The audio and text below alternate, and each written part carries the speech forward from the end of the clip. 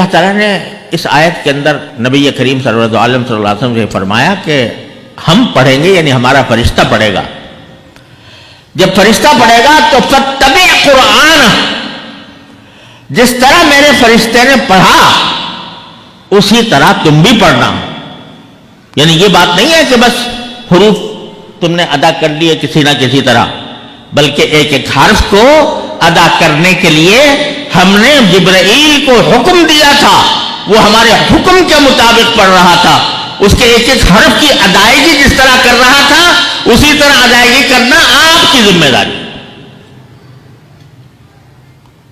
تو اس سے پتہ چلا کہ قرآن کا بات صرف اتنی نہیں ہے کہ آدمی قرآن کو سمجھے اور پھر اس کے بعد عمل کرے، وہ تو ہے ہی اصل مقصود، لیکن اس کا پڑھ لینا اور اس طرح پڑھ لینا جس طرح جبریل امین نے پڑھا تھا، اور اس طرح پڑھ لینا جیسا نبی کریم صلی اللہ علیہ وسلم نے پڑھا تھا، یہ بھی ہر مومن کا فرض کے ذمہ فرض عین ہے. یہ صرف عالم کی ذمہ داری نہیں ہے، ہر مسلمان کی ذمہ داری ہے کہ جب قرآن پڑھے تو اس طرح پڑھے جس طرح جبریل امین نے پڑھا، اس طرح پڑھے جس طرح رسول اللہ صلی اللہ علیہ وسلم نے پڑھا، اس طرح پڑھے جیسے رسول کریم صلی اللہ علیہ وسلم کے اصحاب نے پڑھا، اور تواتر کے ساتھ وہ سند ہمارے پاس موجود ہے. تو یہ اور اس کے لیے امت نے اس فریضے کی ادائیگی کے لیے جو عجیب و غریب علم ایجاد کیا، دنیا بھر میں اس کی نظیر نہیں مل سکتی. وہ علم کیا ہے؟ تجوید کا علم. تجوید کا علم جس میں بتا دیا کون سا حرف کہاں سے نکلے گا، کن صفات کے ساتھ نکلے گا، کون سی صفات لازمی ہیں اور کون سی صفات محسنہ ہے، یعنی اچھا ہے کہ وہ بھی حاصل ہو جائے، نہ ہو چلو تو قرات کا حق ادا ہو جاتا ہے. تو وہ علم تجوید جو ہے، یہ میں یہ کہتا ہوں دنیا کی کوئی قوم، کوئی زبان، کوئی ملت، کوئی مذہب اس کی نظیر نہیں پیش کر سکتا. آپ نے کسی زبان کے بارے میں سنا ہے کہ اس میں یہ ایک علم بتایا گیا ہو کہ اس حرف کی زبان سے نکالنے کا کیا طریقہ ہونا چاہیے؟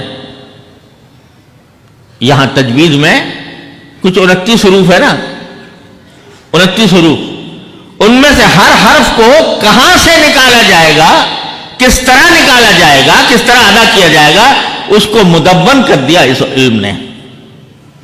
تو آپ نے کبھی سنا، اب انگریزی اتنی بڑی زبردست زبان ہے تو اس میں کوئی علم ایسا ہو جو یہ بتائے کہ جب بی کہاں سے نکلے گا اور سی کہاں سے نکلے گا اور ڈی کہاں سے نکلے گا اور ٹی کہاں سے نکلے گا؟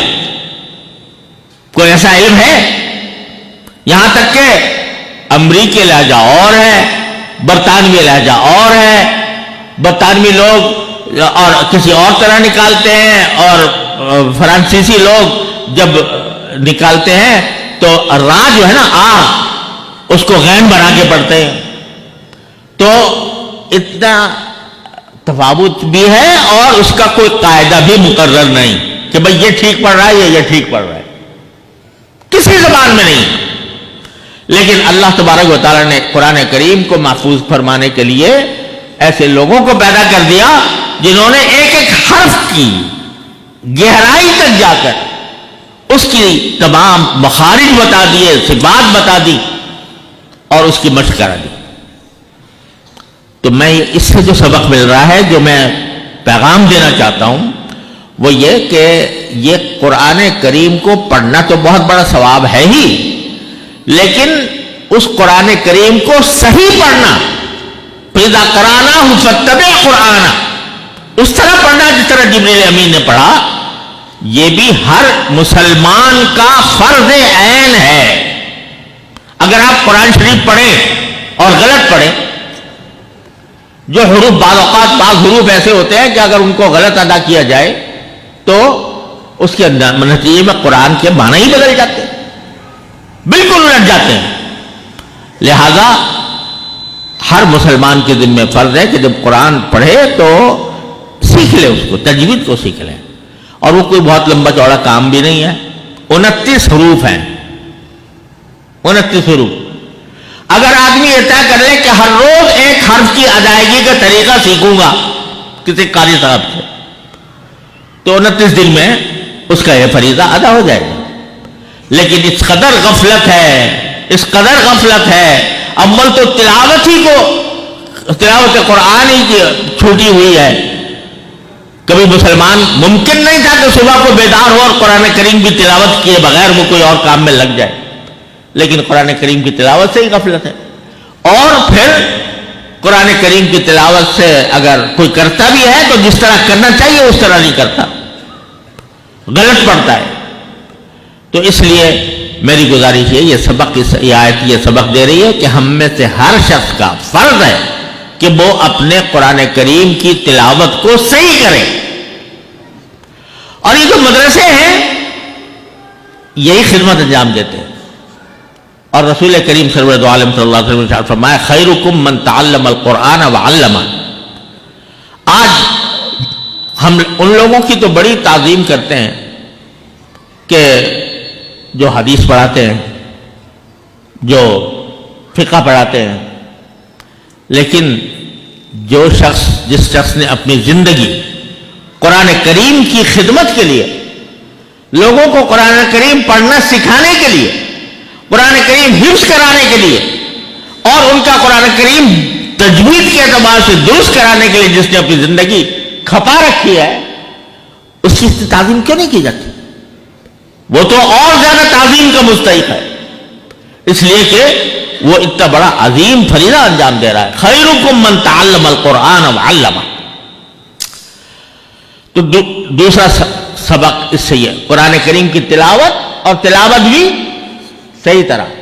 اگر ایک مسلمان صبح کو اٹھ کے قرآن کریم کی، میں کہتا ہوں ایک رکوع ہی پڑھ لیا کرے. پہلے زمانے میں 7 منزلیں لکھی ہوئی ہے قرآن مجید میں، تو ہوتا یہ تھا کہ ہر ہفتے میں ایک قرآن ختم کر لیتے تھے لوگ.